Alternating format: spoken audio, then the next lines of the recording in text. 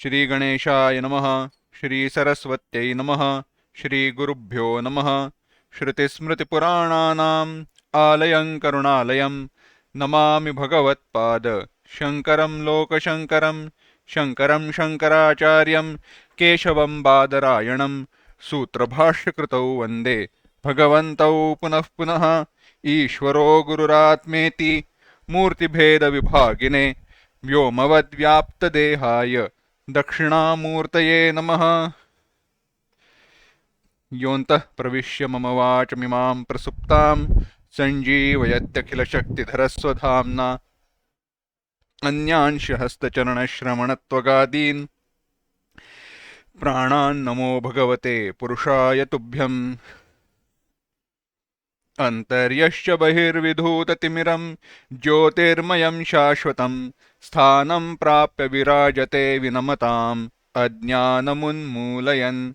पश्यन् विश्वमपीदमुल्लसति यो विश्वस्य पारे परः तस्मै श्रीरमणाय लोकगुरवे शोकस्य हन्त्रे नमः।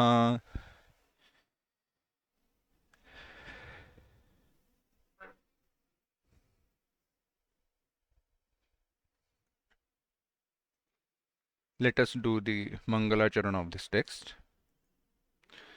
सत्प्रत्ययाः किन्नु विहाय सन्तं हृद्येष चिन्तारहितो हृदाख्यः कथं स्मरामस्तममेयमेकं तस्य स्मृतिस्तत्र दृढैव निष्ठा।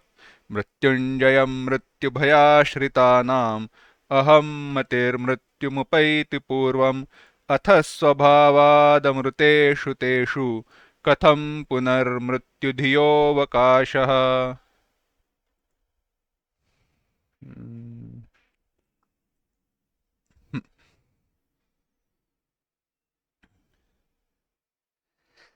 We are seeing a text named Saddarshanam, Vision of Truth, a text composed by Raman Maharshi ji.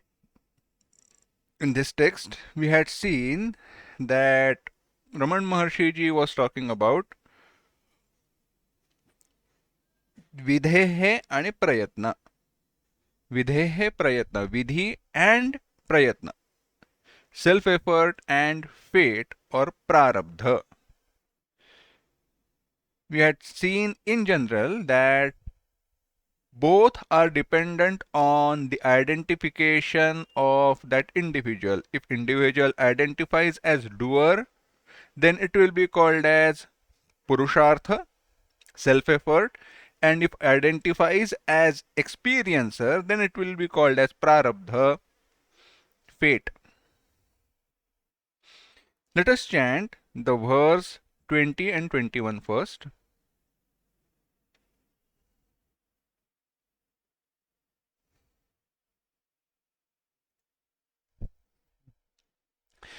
अज्ञस्य विज्ञस्य च विश्वमस्ति पूर्वस्य दृश्यं जगदेव सत्यं परस्य दृश्याश्रयभूतमेकं सत्यं प्रपूर्णं प्रविभात्य रूपं। विधेः प्रयत्नस्य च कोऽपि वादः तयोर्द्वयोर्मूलमजानतां स्यात्। विधेः प्रयत्नस्य च मूलवस्तु सञ्जानतां नैव विधिर्न यत्नः।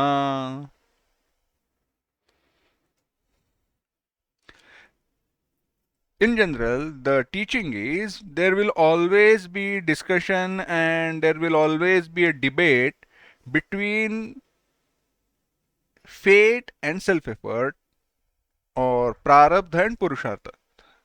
Whether there is prarabdha and purushartha, or whether something is prarabdha and purushartha. Now, as much as we can discuss on it, it is not going to yield any conclusive result. because these both are in the realm of ignorance, and the discussion and the debate will have no ground because it is superimposed, because it is the product of ignorance. Yet we have to discuss because we are transacting, we are living in the realm of ignorance, we are transacting in the world where we ourselves are controlled or dominated by that avarana, veiling the ignorance of our own true self, and therefore we are always dealing with these. What are those? Prarabdha and Purushartha, the self effort, and Vidhi, fate. Let us understand what are the definitions of Purushartha and Prarabdha. The simple definitions are: Prarabdha is the result of those actions that have already been performed. The results of the actions which have already been performed when in earlier lives, not in this life, and which have started giving results in this life itself. Now, there is lot of discussion, lot of factors where we need to focus on because those are partially relevant to the topic here at hand. Let me first explain why. Let me give you a simple example. This relates to cause and effect relationship. This is in relation to cause effect relationship. If I am hungry, what should I do? What type of foolish question is this? It's not a foolish question, general question. Of course, I have to eat. Is it not? Yes. So if I am hungry, I need to eat food. What is the result of eating food? My hunger gets satiated. My thirst gets quenched when I drink water. So there is cause, there is an effect. Drinking water will quench my thirst. Simple. Do we need to think about Prarabdha and Purushartha here? Not really. Not in this matter where it is just drinking water and quenching thirst. It is not necessary at all. Let me give you next example. I am a farmer. I sow seeds in the field, and after sowing seeds, the crop that I yield is the result of my action sowing seeds. Now, the action sowing seeds has been performed in this life.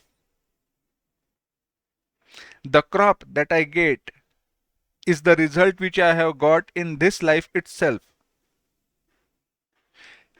Here is where Prarabdha comes into picture, or Prarabdha comes into functioning. In general, in theory, for certain area of land, when certain fertilizers are used, when there is certain average rain, when certain type of seeds, genetically modified or any different type of seed which have been specially manufactured, which are resistant to diseases, etc., has been used, this certain amount of crop will be yield. I will get certain amount of crop. This is the standard result, statistically proven result, which have been experimented, and which have been worked upon. Which is true. It should happen that way.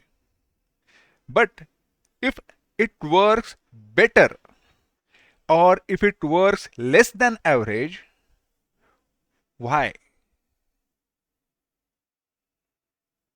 Here we have to understand there is some variable.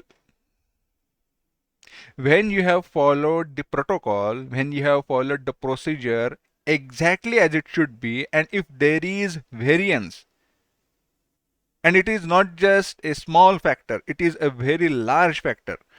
It did not rain that year at all. Even though the rain was assured, there was some uh, low pressure area in some part, and therefore the rain got delayed, or the rain got transferred in some to some other area, and it rained heavily over there and it got flooded. So some other part experienced flooding, this part experienced drought. Why is it so? That is the result of prarabdha, the fate. This is where we have to accept it as fate. When all the actions have been performed and the result is not as it should be, all the required actions, all the required, when only when all required parameters have been performed. Why am I emphasizing this? Because when I come to the another example, it will be clearer. Only when I have performed, only when I have filled up all the required parameters, I have performed, I have filled up all required parameters, and the result is not as it should be, or it is better than I expected, it will be fate, prarabdha, because I did some good karma, a punya karma, a meritorious deed, a punya karma, an action which was good, which has resulted in me gaining better results here for this particular action in this particular set of circumstances. Let me just give you another example, then we are going to come to this example which will lead to Purushartha. Be with me. So far, we have come to a conclusion where we have performed certain action in this life, fulfilling all parameters required for the result, and the result is better than it should be or not as it should be.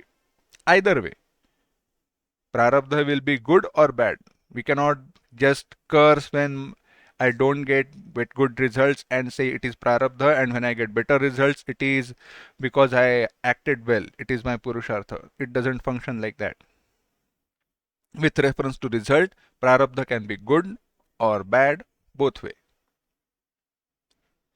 Now coming to another example where we have to be careful that not relying on prarabdha. That's why I said fulfilling all parameters. I cannot expect myself to excel without studying and getting better results. I have not studied at all. I don't even know 10% of the topic. And based on that, I cannot expect to get 100%. It is not conducive to prarabdha.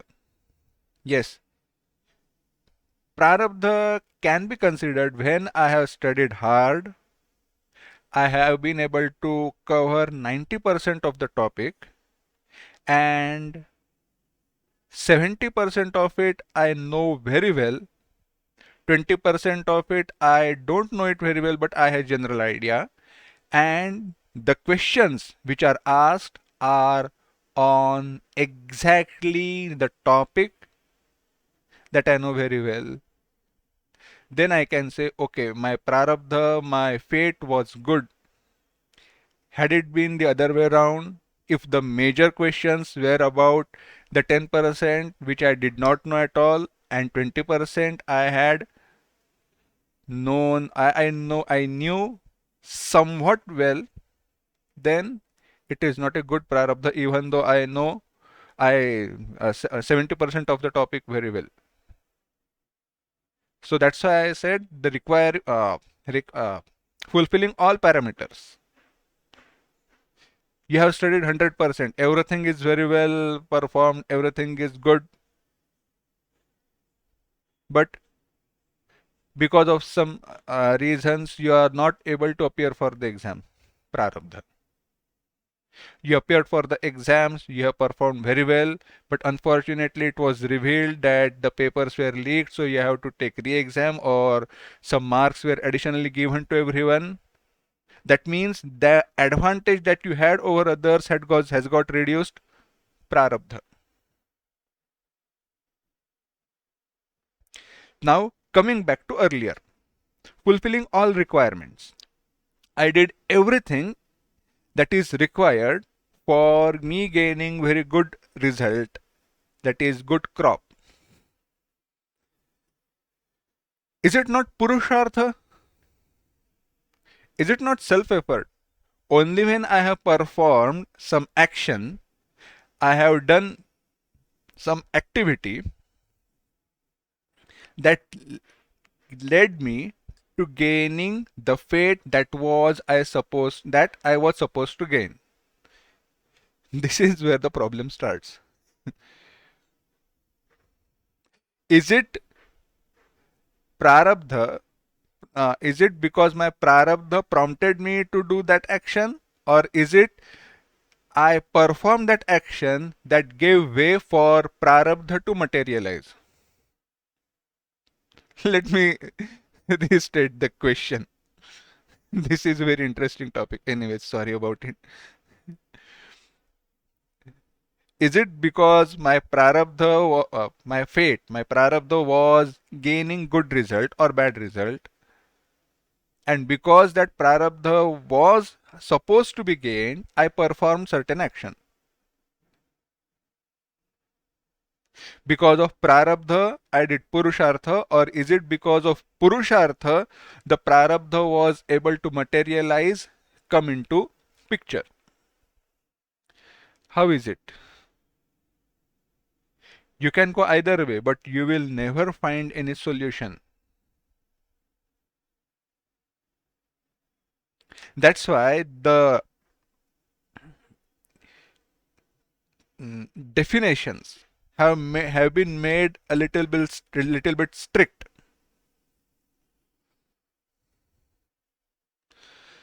Don't ever think of prarabdha and purushartha as loosely as you want to be, just like that. With this birth, whatever that has come to you will always be governed by prarabdha, and you will have to do purushartha according to scripture, shastra, according to your varna, according to your dharma, according to your karma, etc. Varnashrama dharma. If you are a brahmachari, if you are a grihastha, if you are a vanaprastha, or if you are a sannyasi, for everyone, different sadhanas, different karmas have been provided. For sannyasis, even though karmas have not been enjoined, but certain dictums or certain rules have been given for them to follow.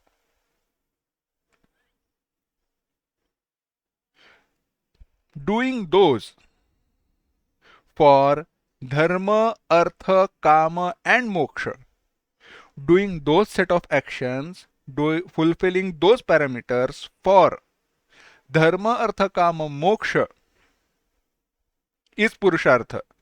Nothing else matters. So for purushartha, the definition is much more strict. What is purushartha? Purushartha is purushaihi arthyate iti. That which can be gained by purusha. That self-effort action, but which is not what I want to do, which is governed by Shastra. Even though which I want to do is going to be action, but it will not fall into Purushartha, because with Purushartha only four things have been related to, or four things can be achieved. One is Dharma, Artha, Kama, Moksha. Everything else is out of it. Here, when you are doing that Purushartha, how your karmas are, those will be governed by your past karma. For which, why am I discussing this? Because we need to be careful. We can't just slack off. We can't just swing in either of the direction. Either we cannot totally disregard prarabdha purushartha, or we cannot stick to prarabdha and purushartha completely. We have to be very careful. Coming back to earlier point, purushartha, purushaihi arthate iti, dharma, artha, kama, moksha.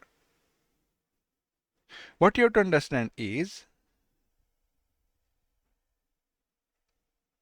your purushartha, your self-efforts will be governed by prarabdha, your past actions.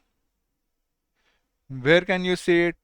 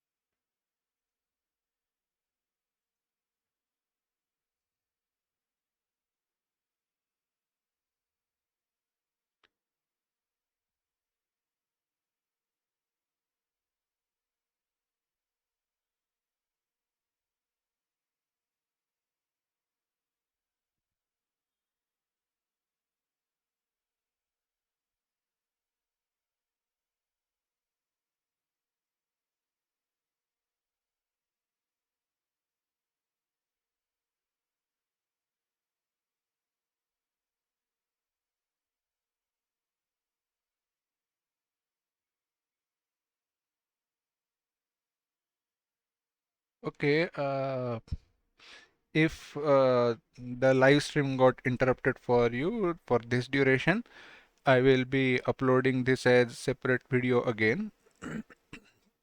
So, anyways, coming back to the earlier point that we were seeing, it will be like this. Prarabdha and Purushartha, we were talking. Purushartha will be governed by Prarabdha. That's why Yoga Bhrashta, the idea of Yoga Bhrashta was talked about by Bhagwan Shri Krishna in Bhagavad Gita 6th chapter. He says, Yoga Bhrashtaha, the one who has performed all actions meticulously very well, but he fails to gain result, will continue his sadhana, he will continue on the same path in his next life. That means the previous actions in previous life are governing his actions in next life. That means for performing good actions in that earlier life, he must have performed good actions in the life before. But this must have started somewhere at a very small point. Look at it this way. When you drop a small pebble, the ripples are created one after the other. Is it not? It is like that. Somewhere you have to start, and that will lead to better and better results over years. This is the main point of Purushartha. Whatever may be your prarabdha, whatever may be the conditions surrounding you, whatever may be the situation around you, understand one rule, understand one thing. The situation, the surrounding does not give you permission to act against righteousness and ethics. Just because understand why am I saying this? Let me, and this is not my own statement, my own observation, but even though, yes, in a way it is my understanding true, but this was very well explained by my teacher and my mentors, that understand the situation around you does not make you a criminal, does not allow you to perform crimes or be criminal. Many great people have come from a very bad surroundings and very unfortunate and difficult background, but they have succeeded very well. It is one's own self-effort, the desire to fight against it and prove one's own worth. This is what Purushartha is all about. And then again discussion, debate will continue. It was their prarabdha earlier. No. The prarabdha can be challenged. The prarabdha can be faced depending upon what you want to do. There are prarabdhas which cannot be changed, but prarabdha never interferes with purushartha, and purushartha is going to what fix or ascertain the next prarabdha. Anyways, this is endless result, and this is with relation to one individual identity. Only when I identify myself as doer, all actions which I perform or actions which I perform will be called as purushartha, and the results which I experience as experiencer will be prarabdha. So, is my prarabdha governing my purushartha, or is it my purushartha creating my prarabdha? Neither. When I inquire what is prarabdha and what is purushartha, it is nothing but the product of ignorance, and the ignorance, it is rooted, prarabdha and purushartha both are rooted in me being experiencer and doer, and me being experiencer and doer is the product of ignorance, ajnana, avidya, and therefore it is not real. It is not really there. It is there only in transactional plane, vyavaharika satta. There is one very beautiful quotation in Yoga Vasishtha, where Vasishtha Mahamuni tells Rama, he says, Nahi kaashchana kriya rajan munishapadika api. Nahi kaashchana kriya rajan munishapadika api shaktaschalayitum manaha. There is a third quarter, but the meaning is, if you are determined, then the greatest of curses cannot affect you. Even the greatest of curses will fail to affect you if you are steadfast and your desire or your self efforts are that strong. This is the conclusion. Shaktasha Shalayitum manaha. They cannot waver your mind from doing certain action, even the curses, if you are steadfast and if you are determined. So, and in that same topic, in that same chapter, also it is said, Samashvasana Vagesha. Daiva, Prarabdha is to is just a consolation for those who are not able to do good self efforts. Prarabdha, Purushartha. And what is that Purushartha? Gaining Brahma Jnana. That's it. Therefore, Raman Maharshi said that Tayor Dvayor Moolam Ajanatam Syat. The person who does not know the root of these both, Prarabdha and Purushartha, will talk about Prarabdha and Purushartha. In reality, neither there is Prarabdha, Videh Prayatnasya cha Moola Vastu. The root cause, the reality of Videh Prayatna, Prarabdha and Purushartha, when it is known, Naiva Vidhirna Yatnaha, when that Brahman is known, neither there is Prarabdha nor is Purushartha. Now, in next verse, Raman Maharshi is explaining what is Ishvara Darshana, what is true Ishvara Darshana. Let us chant the verse 22. Yadishiturvikshणमीक्षितारम् अवीक्ष्य तन्मानसिके क्षणं स्यात् न द्रष्टुरन्यः परमोहितस्य वीक्षा स्वमूले प्रविलीय निष्ठा. ईक्षितारम aviksha.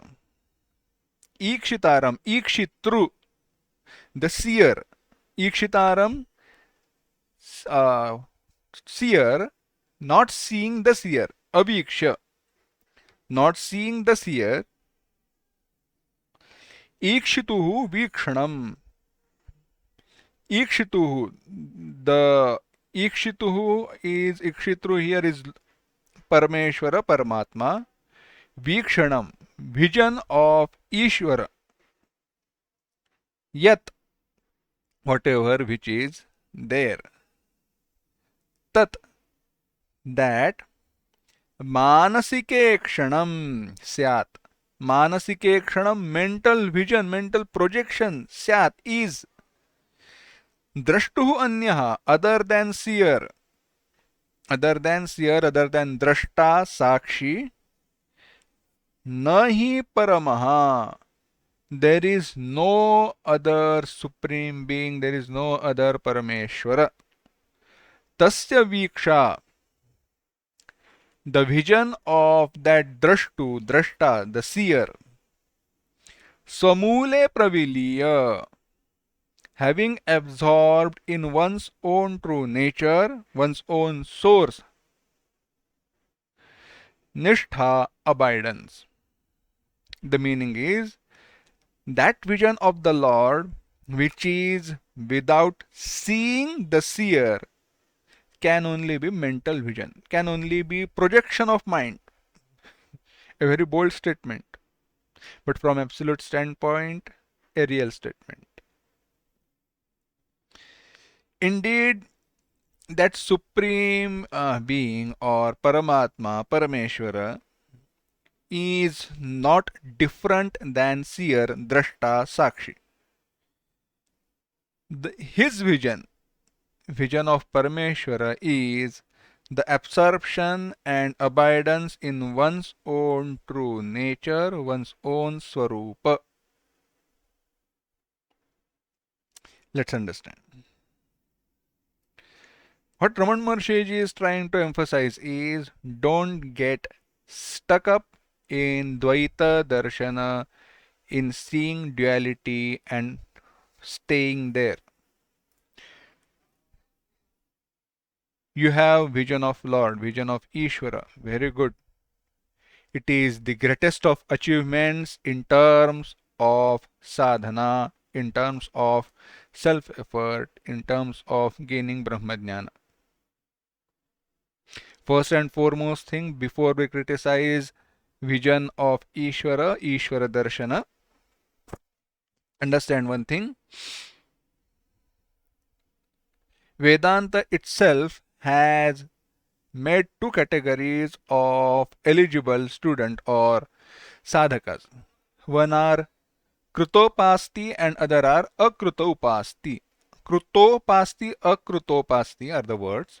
Kruta upasti, the one who has performed sadhana upasana up to the vision of his preferred deity devata, ishta devata darshana paryantam. If someone loves Ganesha, if someone does upasana on Ganesha, he has done upasana to the point of gaining sakshat darshana of that devata. That devata can be not just only Ganesha but Krishna, Rama, anyone, or even Devi, any devata. And to gain that level of or to gain that darshana shows that the purity of your mind is better. He will have the purest of mind, and Advaita Upadesha will shine in such mind very well. The Advaita Darshana, Advaita Upadesha will shine in such mind very well. That's why it is called Kruta Upasti and Akruta Upasti. So, with this, we have to go further. After you have gained that Ishvara Darshana, you should not get stuck in that particular form, which has been cautioned by even Bhagavan Krishna in Bhagavad Gita. He says, Bhajantenya devataha.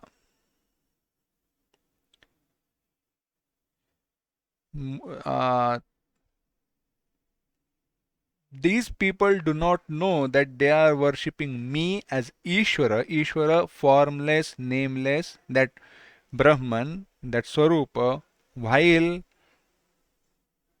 meditating upon, while doing upasana, while doing puja, worship of different forms. People get stuck in that one particular form and fail to realize the truth behind that form. And in this state of mind, here, where people are seeing that preferred deity, the preferred form in front of them, and yet fail to realize that the form which is appearing in front of them is the form which has manifested, but in reality, that Ishvara, that form, and me at Swarupa in our own true nature are not different. This idea of oneness, if it is not understood, if they do not know, it is the seer which is in my heart has appeared in front of me because I meditated upon it, I did upasana in that particular way. It will be a mental vision alone. It is not a mental problem, psychological problem. Understand mental vision as in it is the it is in the realm of duality. This will be the better way to explain. It is in the realm of duality. It is nothing but in duality.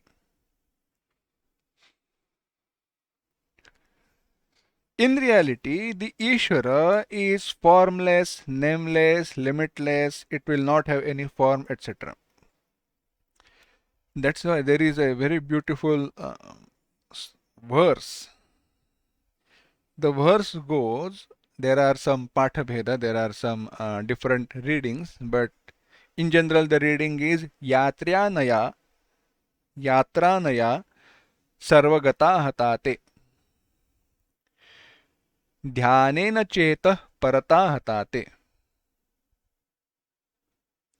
स्तुत्यानया वाक् परता हताते क्षन्तव्यमेतत् ममापराधान् क्षन्तव्यमेतत्त्रयमेव Shambho. Different pathas are there. Anyways, in general the meaning is Stutyanaya Vakparta Hatate. I worshipped you. I chanted different stotras. I described you in different forms. I worshipped you.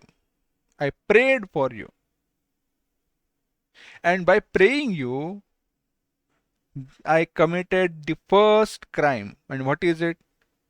Even though you are beyond words, Vakparata Hatate. I know you are Vachatita. You cannot be grasped, you cannot be explained, you cannot be caught in words. Yet I tried to define you. Even though you are beyond words, I tried to define you, I tried to explain you, I tried to pray you. This was my first crime. Yatryanaya. Sarvagata hatate. I performed pilgrimage. I came to see you in temple. Of course, you should go to go in temple to see Lord because He is there also. And why should we go in temple? Because we fail to see Him everywhere else. That's why we should go in temple. You cannot just argue if He is everywhere, why you should go in temple. Unless and until you start seeing Ishvara everywhere, you have to go to temple. That's it. Yes, Lord is everywhere, in everyone. But do you see Him like that 24/7? No. Go to temple. And if you see Him everywhere, better you go to temple for others so that others will follow you. Anyways, यात्र्यानया सर्वगता हताते. I came to temple to see you, even though I know you are everywhere. This was my second crime. And my third crime was I meditated upon you. I worshipped you. I did upasana, even though I know you are beyond mind. You cannot be caught. You cannot be worshipped by mind. And yet I tried to meditate upon you. This was my third crime. Dhyanena chetah paratah tate. You are beyond mind, senses, intellect, words. Yet I prayed to you. I tried to meditate upon you. I came to see you in particular form at particular place. These are the three crimes which I committed. This is what is being referred by Raman Maharshi here. Without understanding the essence of Ishvara, if we just get satisfied by seeing him outside, that is nothing but the mental projection, because we have meditated upon that particular form for such a long time. It is not going to help me in long term if I get stuck at that particular step. It is just a step for one major big leap ahead.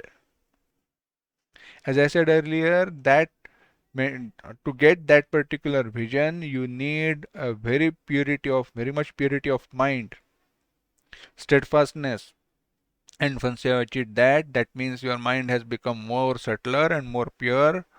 And in such a mind, Upadesha of Advaita can get imprinted, can take root very well.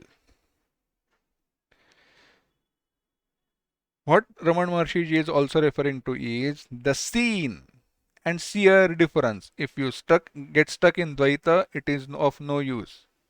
Whatever that is seen, if I get stuck up in one particular form, stick to that form without understanding the non-dual nature, that seen will be limited by time, space and object.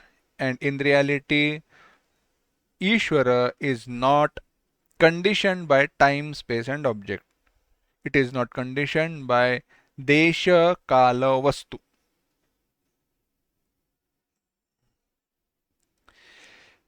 When one starts seeing the drashta, the seer, seeing the form outside in his own heart, and it's a non-dual drashta, the seer, that vision of that seer, drashta, is the real vision of Ishvara Paramatma, Parameshvara.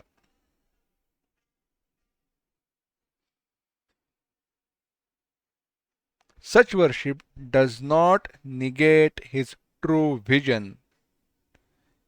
It gives one more joy.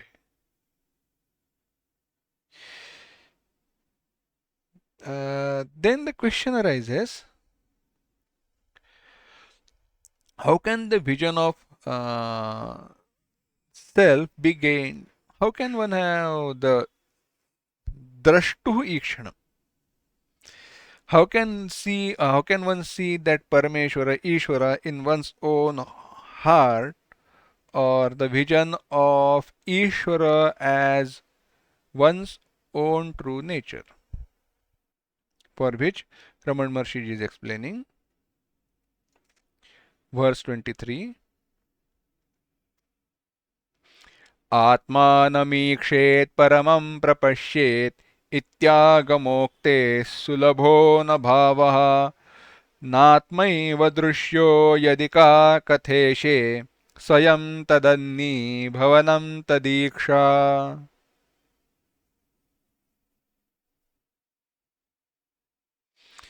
आत्मानं ईक्षेत्. One should see the self. Atmanam ikshet. Atmanam the self. Ikshet one should see. Param prapashet. One should see Ishvara, Param, iti agama uktehe. Agamoktehe Veda, quotations of Veda, sayings of Veda, teachings of Veda. The teachings of Veda are Atmanamikshat Paramam Prapashyet. See the Ishvara as one's own true nature, one's self. Bhavaha na sulabhaha. It is not easy to understand. The meaning is not easy. Yadi Atma eva na drushyaha. Yadi, if Atma eva, the self alone, is not seen, Ishe ka katha, what to talk of Ishvara? Tad Iksha, Tadiksha, the vision of him, the Ishvara, is Tadanni Bhavanam, or Swayam Tadanni Bhavanam, oneself becoming food unto him. A very beautiful composition. Let us see the general meaning. Raman Maharshi is saying, the meaning of teachings of Veda. One should see the self, one should see the Ishvara as one, one should see Atma, one should see Paramatma. Is not easy. The teachings may seem easy, but to achieve that is very difficult. If I am not able to see the self itself, if the self itself is not seen, then what can be the talk of Ishvara? How can I see Ishvara? The vision of him, the Ishvara, is becoming food unto him, becoming food unto him, becoming his servant. Oneself being his servant, becoming food unto him. What is Raman Maharshi ji trying to explain here? We will see that in the next class.